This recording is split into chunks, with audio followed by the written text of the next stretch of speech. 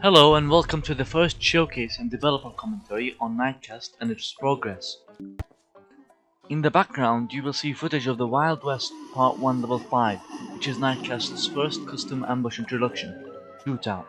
I'm playing the Seaside difficulty as Shootout is used most there and as such is the best to showcase. I promise I won't use the Seasides for every showcase as showcasing other difficulties is significant.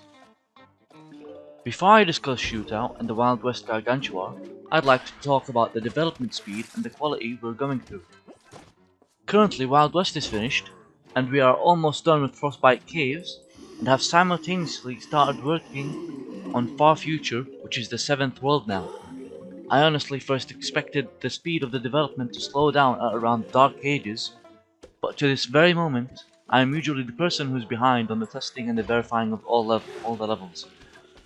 Thankfully, this is no longer the case. I'm happy to announce that I now have Spiquette assisting me do the world maps, costumes, animations, costume animations like for Sunshrooms costumes, as well as random helping me do all the code labors such as tiering and almanac data and statistics.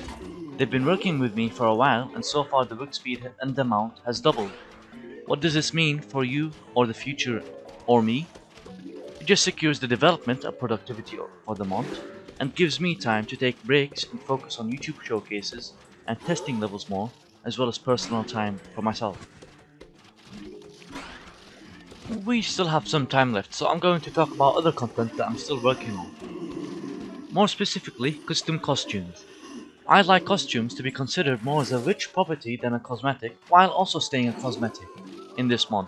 As I'm aware, flexing appeals to most of the Plants vs Zombies community. How will I accomplish this? Mints.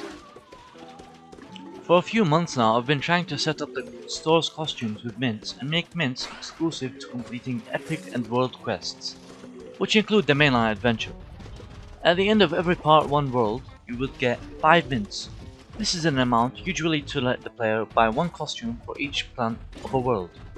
However, custom costumes cost 2 and even 3 mints, unlike vanilla costumes which cost 1. This seems to incentivize to buy cheaper costumes as they're more convenient, but due to how competitive this community is, and how specific to mints costumes are, it works quite the opposite. This should also work because the mint amount is controlled by monitored quests, which leads to the currency being different from coins and gems and ultimately leads to it being used differently and not waste a currency with something that could have been just gems.